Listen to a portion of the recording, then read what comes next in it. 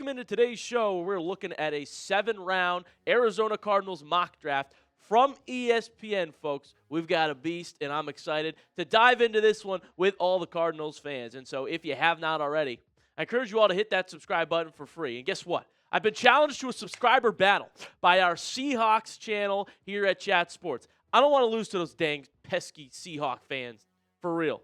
Hit the subscribe button so we can win this one, all right? We're down right now, but this is close, all right? They've gained 58 subs to start the week. We've gained 33 new subscribers. So hit that subscribe button so you can beat the Seahawks channel, beat the Seahawks fans. Oh, man, they might be one of the teams I hate most, folks. Let's beat them. Let's body them. I trust the Cardinals fans to show up and show out. Hit that subscribe button for Cardinals content for free. So the first pick we're going to look at is that third overall pick, folks, the big one. And ESPN's Matt Miller actually has the Cardinals taking Francis Mauigoa with the third overall pick. I kind of like where we're headed here. Here is exactly what Matt Miller had to say about this selection, and that is that Arizona could choose to stick with veteran Jacoby Brissett in 2026 and wait until a deeper 2027 draft to select their next signal caller. So this pick can be the start of their future foundation. Mauigoa is the draft's top-ranked offensive lineman and allowed only 2 sacks during Miami's run to the national title game. He's a fierce run blocker who would be an immediate replacement for right tackle Christian Jones opposite Paris Johnson Jr., giving Arizona a pair of young offensive line bookends. That makes sense to me, quite frankly. You need the right tackle so badly. I feel pretty good about those 2 tackles on the outside now if you had Paris Johnson and Francis Mauigoa. And that's how you win in today's league, folks, is the tackles and pass protecting in that sense. This would be huge. And so I do like the idea of them landing Miami's right tackle last year on that national championship run. You get your biggest need, and you get him for multiple years. It's not like signing a 30-year-old free agent. This is a rookie contract, first-round pick for multiple years, folks. That is a good solution for the Arizona Cardinals who are building for the future. Now, you could also go edge here. Get your next edge for the next few years, right, to pair with Josh Sweat. Like you could argue David Bailey, Ruben Bain, that's Arvell Reese are the pick here. I'm out on Reese as an edge, by the way. I don't know if I said that. I think I did last video. I'm out on Reese as an edge. But you could go Bain, you could go Bailey here. Okay, it's something to consider. But I think Mauigoa is the clear-cut best offensive lineman in the draft. And the edge conversation, well, people are indifferent about who's the best. And so I actually think Mauigoa is the safer go here. So if you get the Cardinals to draft Mauigoa, would you be happy with that? Let me know in the comment section. Type Y for yes, type N for no. Would you be happy if the Cardinals draft Mauigoa? Get a letter down below, Y for yes, N for no, to let me know. Now let's go on to pick 34 for the Cardinals, that second-round pick.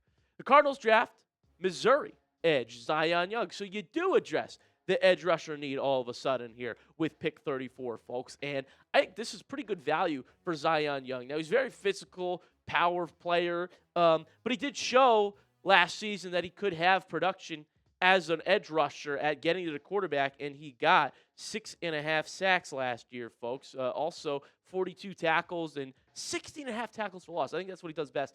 Also, the 2 forced fumbles you see that he had there, too. I think that's what he does best, though, is just use his power to get home. A good run defender on the edge as well. And so he's just a super physical, strong player. What he lacks is maybe the finesse, right? Maybe not as many swim moves to get by and get to the quarterback creatively, but he's just a pure power edge rusher, and he's starting to get into first-round pick territory. And so the fact that we get him in a second, that's good value to me, and you get your 2 needs, right? Mauigoa first, Zion Young second. I kind of like how things are shaping out here from Matt Miller's mock draft for the Cardinals. Pick 65. Let's get to that third round. Now, this one is interesting. It's a quarterback, and it's Miami quarterback Carson Beck. Pair him with his right tackle from last year. Let's talk about Beck a little bit. Mike Garafolo, NFL insider, confirming that Carson Beck actually has pre-draft visits scheduled with the Cardinals, folks, as well as the Dolphins and Steelers. But the Cardinals are one of those teams. They're interested in what Carson Beck has to offer. And Matt Miller said this verbatim, that after missing on Ty Simpson in round 2, the Cardinals could take a swing quarterback here. Beck's experience and strong pocket play would allow him to run the play-action-based offense that Mike LaFleur brings to Arizona.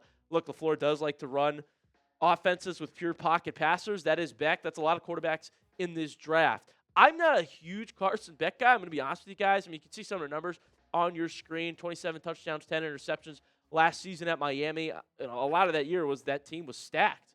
Offensive line, defense stacked. He didn't have to do much, okay? And then when you needed him to do the most, didn't win the game in the biggest moment. Miami had a real shot in that national championship game, and Beck turns it over, folks. So I'm not a huge fan of him. Been in college forever, it feels like. I would rather a different quarterback if you're going to swing. In fact, because I'm not sold on Carson Beck at all, I think third round's a little high for him.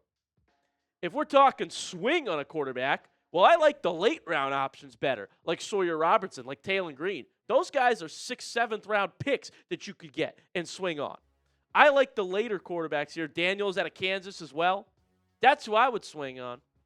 So this is the one pick I disagree with so far. But you let me know in the comment section if you think the Cardinals should draft Carson Beck. Maybe you're a fan of his game, but you can type D for draft. If you're with me, you think we got to pass on it, let me know in the comment section by typing P for a pass. That third-round pick could be very valuable to get another roster component instead of a swing quarterback who might not be in your future plans. That's my opinion on the matter. Let's go to fourth-round pick, 104.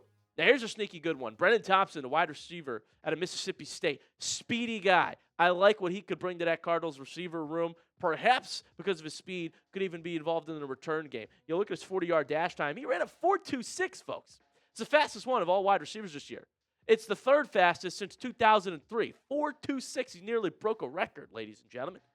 That guy's got speed. I would like Brennan Thompson in the room late in the fourth round. Pretty good deal to me. I love that pick for the Arizona Cardinals, folks. And so this one, a little bit of a sleeper, under-the-radar guy, but I think he's got some promise here. I don't mind taking him in the fourth round for the Cardinals. Here's another one that Arizona would be doing, according to ESPN. Pick 143, they go Damon Claiborne, the Wake Forest running back, folks, added to Arizona's running back room. Now, the running back room has been a question mark, I would say, for Arizona. Not necessarily in the sense that they don't know what they're going to do, but we don't know what they're doing. Okay, Tyler Algier, James Conner, Trey Benson, like, who's the starter? I guess it would be Algier, and you're just going to rotate in and out. I don't know if they know what they're going to do now that I mention it, but Claiborne could be added to that room as a promising late-round prospect. In fact, did anybody see the viral clip on social media of Claiborne only having one reporter talking to him? That is our very own Chat Sports reporter, folks. His name is Sam Brown, Chat Sports, okay? He was in this viral clip. We had boots on the ground in Indianapolis for the Combine, ladies and gentlemen.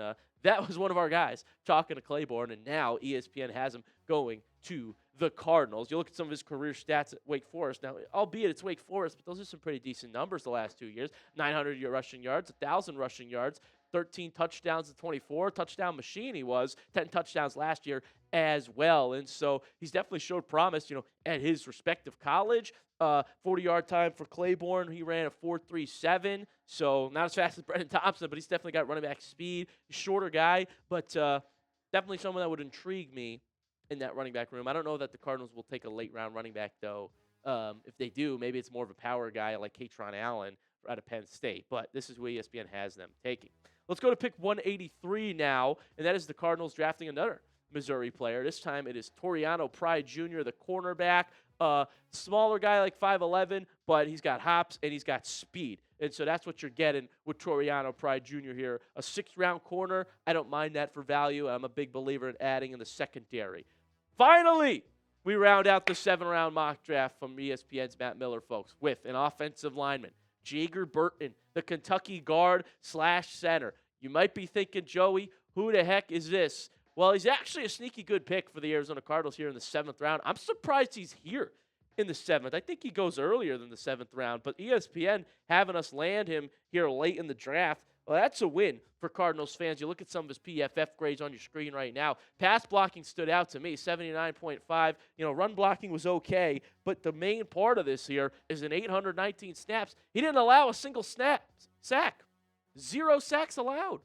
And that's pretty good value here for an offensive lineman, for a team that needs offensive linemen, specifically a right guard, I would add into the mix.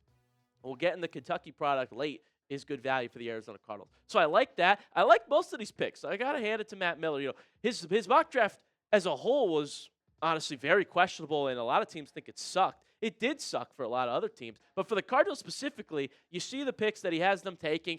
I don't mind most of these. Right? I've got a little question marks on Beck and Claiborne, but I like Mauigoa. I like getting Zion Young to fill the edge need as well. Those should be your first 2 picks, right? Is offensive tackle and edge. And then there's some good sleepers here like Brennan Brennan Thompson and Jager Burton. So that is the final mock draft from Matt Miller. Give it a grade in the comments section. Be the professor. Get out your red pen and use the grading scale. A, B, C, D, or F. How would you grade this ESPN 7-round Cardinals mock draft? Let me know in the comment section by getting a letter down below. And as always, make sure you hit that subscribe button. I want to beat that Seahawks Today channel. Dang Seattle, man. Let's beat them and that host, Will Ortner. Hit that subscribe button. I've been your host, Joey O'Donoghue, and I'll see you guys next time with more Cardinals content here on the channel.